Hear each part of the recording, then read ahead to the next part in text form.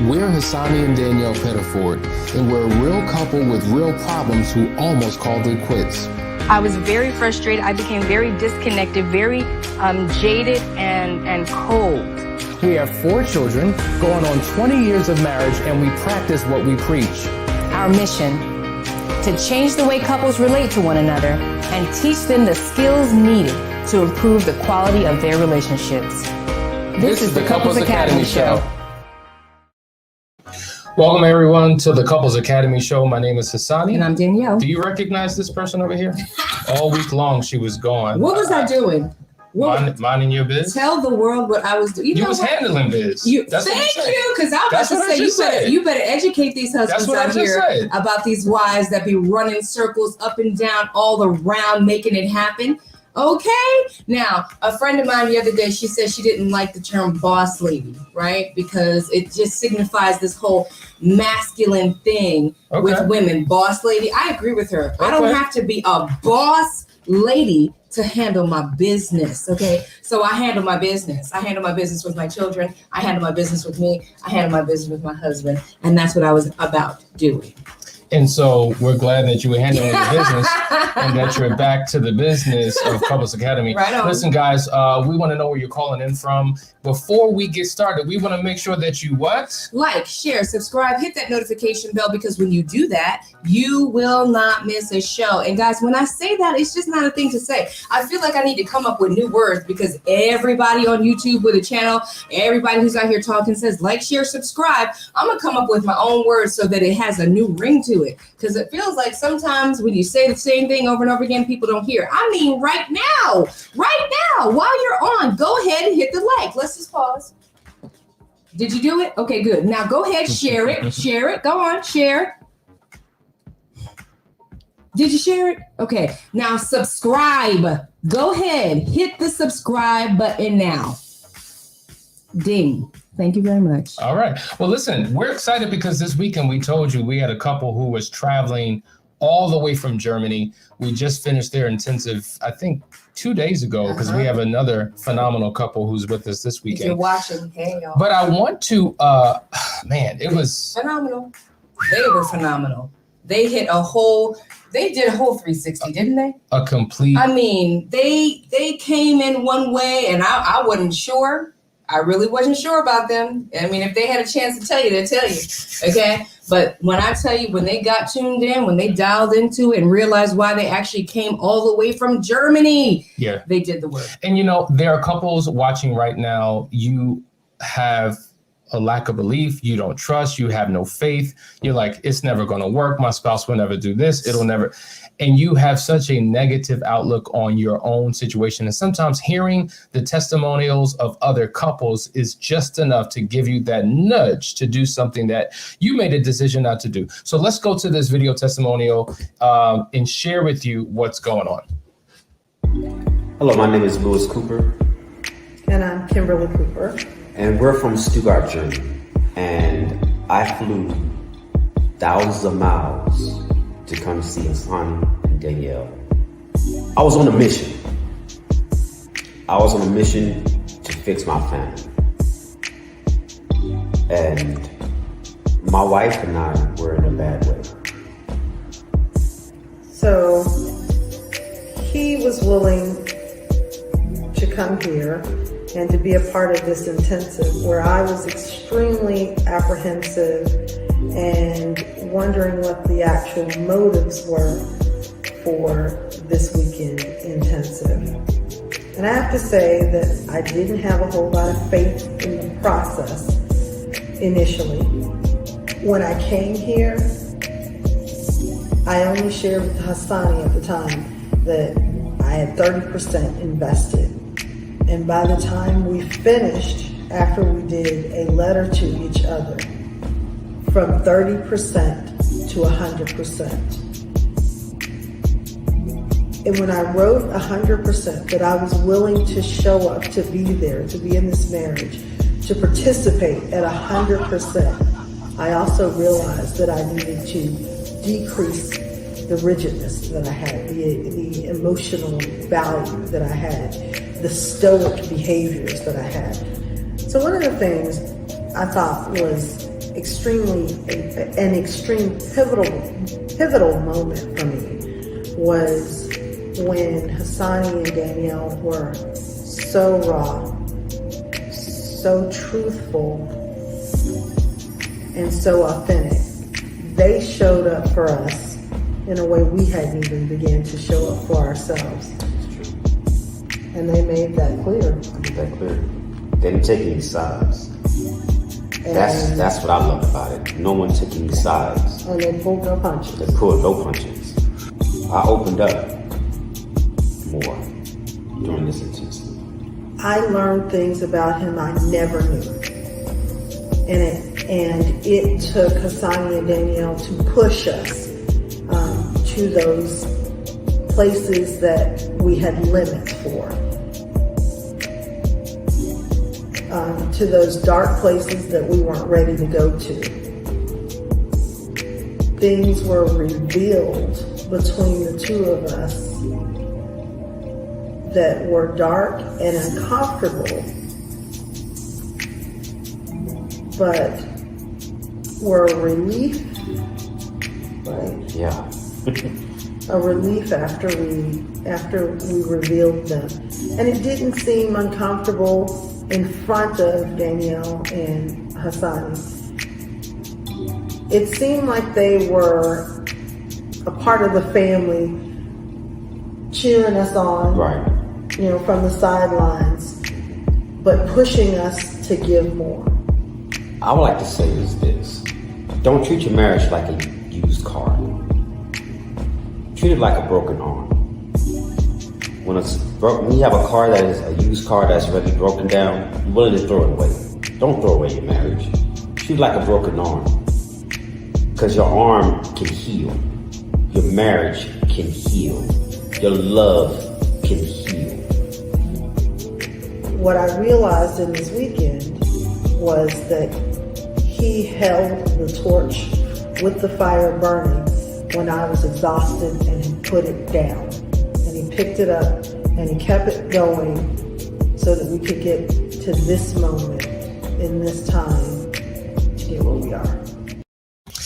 Powerful, right? Powerful testimony. Sometimes testimonials are worth playing, even though it was 4 minutes, it was worth it, because we literally saw transformation happen in real time with this couple. So listen, there's people across the street that won't put the effort in, that somebody, turn that off, that won't even put in the effort that people will travel thousands of miles across the world will do. Well, yeah, and to travel so far and to not fight like your life depended on it, to me, it was a waste. Like, you gotta fight. And I think something happened in the middle of that intensive where they said, we came all this way and we need to make sure we get every drip drop out of this process. Yeah. And the light bulb went on and they went in. And that's when true transformation took place, because they opened up, they shared secrets that were decades old. I mean, just powerful. And I really have a lot of hope for this couple. I said, y'all go ahead and get your marriage together so we can go travel Germany with you, because I would love to be over there. I heard Germany is a beautiful place to live. Yeah, it is. So guys, I hope that was helpful. And it kind of walks us into this series. We have a brand new series that we're excited about. Obviously we're infidelity recovery specialists. And not only do we have an audience of individuals who are currently in relationships and in a marriage, but people who are looking to get into relationships. And so oftentimes the question is, well, what advice would you have for us? We haven't experienced this yet. So we decided to put a series together entitled Before You Cheat. What do you need to know before you cheat? Because you know what? Wisdom isn't learning through your experiences. Sometimes it's learning through the experiences of others. Absolutely. If I can see what you're going through, I don't have to go down that path. We don't always have to look at things from hindsight perspective, right? Like, I wish I had known. I wish somebody had told me, that kind of thing. I love to learn from other people's experiences and their journeys. And this is your opportunity to do so. So let's just dive right into the topic, guys. We're talking about the things that you need to know before you cheat. Number one, you need to understand that when you cheat, 9 times out of 10, you will be a liar. Well, because 10 times out of 10, you're a liar. Oh, that's true. Legit, 10 times out of 10, you're a liar. You're Right. a liar. Right? Why? Because the nature of an affair is deception. Yes. It's secrecy. It's not just a big lie, but there's a lot. There's like thousands of lies. A web of lies. A web of lies. Mhm. There it is. Yeah. And so you have to understand, well, I'm not a liar, and that's not, well, yes, you are. And think about it. Not only are you lying to your spouse and you're keeping a secret, the truth is you're lying to your affair partner, and your affair partner is lying to you because you're not even giving them all of who you are. You're putting on a mask, you're putting on a false face, you're giving them a portion of you, not all of you. Yeah. So they have an impression of you that's not the full totality of who you are. And then you're being lied to and deceived because you're getting a portion of who they are, thinking that it's, oh my God, this is so wonderful, so better than my spouse. It's the 20%, not the 80%. There right? it is. So you just dial on into that 20% and make that person bigger than life when you have a whole wife and foundation and family and everything at home, or a husband. Okay, we're not, not by, but you're also lying to yourself, because oftentimes the person that's being unfaithful is making all these false justifications as to why they have a right to do it. Absolutely. And so you're just lying all the way around. And one of the biggest things to overcome when it comes to infidelity is the lacking of trust. You have lied so good, so well. You have weaved such a perfect web that has entangled you at this point. You are trapped to your web. But sometimes your unsuspecting spouse was so unaware that they have a hard time rebuilding that path of trust. So you have lies, but then you have the cousins that go along with the lie. You have the omission of truth, right? So I'm not going to tell you something. So you're given a false impression, right? So you have omission of truth. You have the half truth that you tell. There's deception. There's self-deception. There's secrecy. There's false impressions. There's all types of ways that lying manifests in a relationship. I came across a couple of quotes that I thought were really powerful.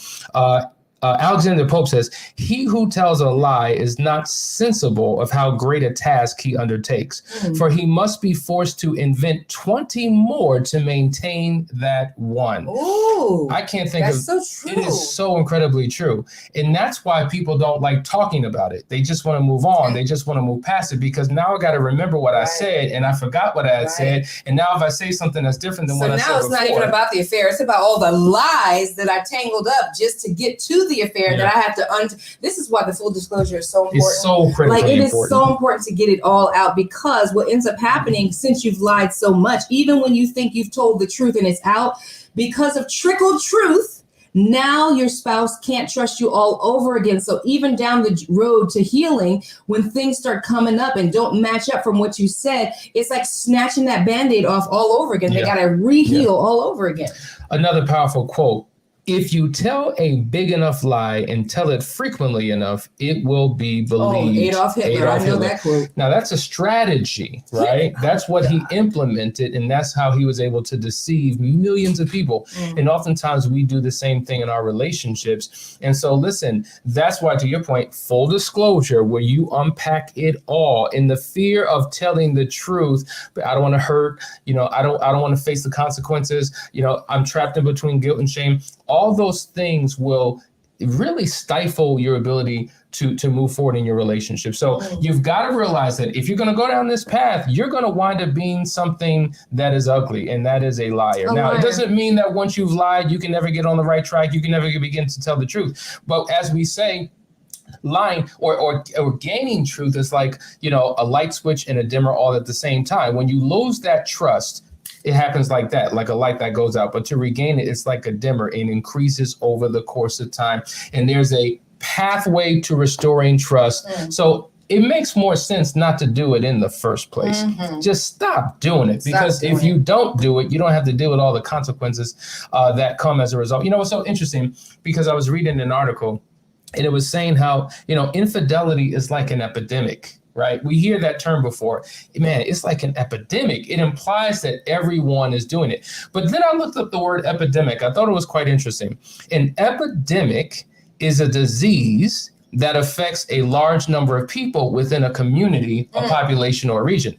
And then I said, wait a minute. Okay, so infidelity is not specific to a particular community. Then I looked up the word pandemic. This is the definition. A pandemic is an epidemic that spreads over multiple countries and continents. Now, when you think about it, infidelity is not biased to any particular people. Nobody has a monopoly on infidelity. Now we have clients all over the world, and it seems as though infidelity is really a pandemic that has spread all across four corners of the earth. In the same way we're approaching COVID with this pandemic is the same way we need to approach infidelity, because it's its own pandemic that has lasted since the beginning of time. Wow. Guys, the vaccine is called Couples Academy. Okay. Boom! Let me get a bomb on that. That is a bomb in the making. Let me get another bomb. Vaccine, that's a Couples Academy. Come get your shot, folks. Come get your shot. I love it. I love it. I love it. But you know what? Not everybody. Are we going to a break? We're going to a break. Okay. You're watching the Couples Academy show. We'll be right back in just a second.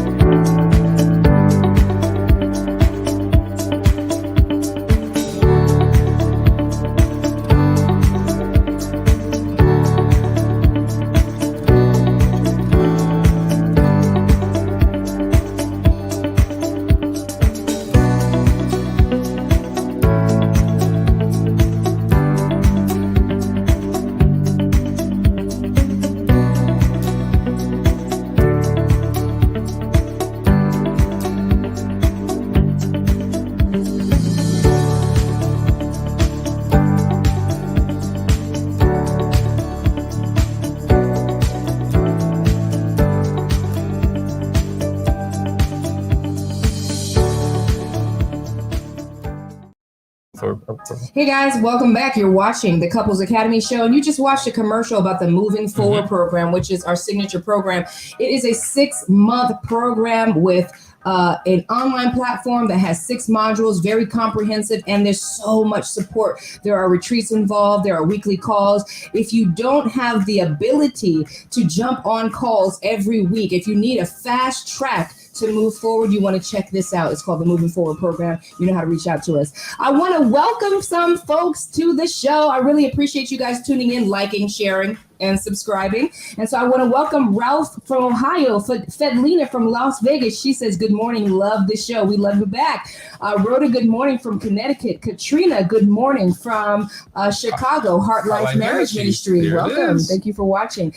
B. O'Neill, good morning from Louisiana. Carl, good morning from Jamaica. Carol, we need to get over to Jamaica. Come on, give us an invite. We will come. Good morning, Rick Benet from Michigan. Renee, good morning, and an awesome praise God. We praise him too. Angela, good morning. Good morning, Renee. Good morning. Okay, Renee, you saying a lot. Renee says, morning from Flowery Branch, Georgia. That's right around the corner from us. So we hope to see you at one of our events. We got a retreat coming up in November, so check that out. Good morning from Maryland to Jessica. Johnny, good morning. There's a comment here from, let's go to Rhoda's comment. Here it is. Rhoda says, love you guys, and please play background music much quieter. It often overwhelms the seriousness, magnitude, and importance of what's being spoken. Thank you. We really appreciate those comments, guys. We actually rely on you because technology is crazy. We rely on you to let us know, can you hear us, and all that stuff while we get it together. So thank you for that comment. Also, I want to jump to Paul Thomas, who says, my wife lied so much, I don't know if I'll ever trust her again. Her stories constantly change. She says she's sorry, but her lies tell me differently. And that's the thing, when you start telling lies, your lies literally entangle you and trip you up, and you end up falling. And people aren't that slow, like we give you the grace, right? We're trying to give you a chance to make some sense. But after a while, stuff just doesn't add up. You're talking to your friends, they're telling you it doesn't add up. Not everybody is that good of a liar. And that brings us to our next point, that brings us to our next point, which is you will get caught. And it may not happen overnight, but eventually your world will start to collide with their other world and all the truths start to trickle out, right? And there's all the indiscretions and inconsistencies right before you that you have to answer to. And so we're not all very good at lying and keeping things quiet. As a matter of fact, we were just talking about like and I'm speaking from this side of the table, right? On the women's side, that, men are always paying attention to all the details. I'll never forget my longtime boyfriend of over 7 years. The first time I caught him cheating, I found a letter in the garbage can from his affair partner, just telling him how much she loved him and all the things that happened. It was in your garbage can. You knew I was coming today. You didn't think take the garbage out. You see what I'm saying? And so not always are people good at covering their tracks. And a lot of times the men in particular aren't really good at the details, and you're missing something and we're going to catch you. And you don't want to get caught out there. It's the worst way for your affair to come out. It's so much better to come clean, because if I catch you now, not only do I have to deal with the fact that you cheated, not only do I have to deal with the fact that now I got to relearn to trust you, but I got to deal with the fact that you would have never told me if I hadn't caught you. And a lot of times it's the affair partner who will pick up the phone, send a text, send a social media DM, and reach out to the spouse and say, I just want to let you know I've been with your man or I've been with your woman for such and such time. When they get angry. And it's just not worth it. It's just not worth it, guys. So it makes sense not to do it at all. We're talking to those who have not gone down this path yet, and we're trying to give you some insight on how to prevent going through hell once it does occur. I want to go to the next point because this is a good one. Listen, you will disappoint everyone. We've said this before, that when you cheat on your spouse, you're also cheating on your family. Your children are affected by this. Your friends are affected by this.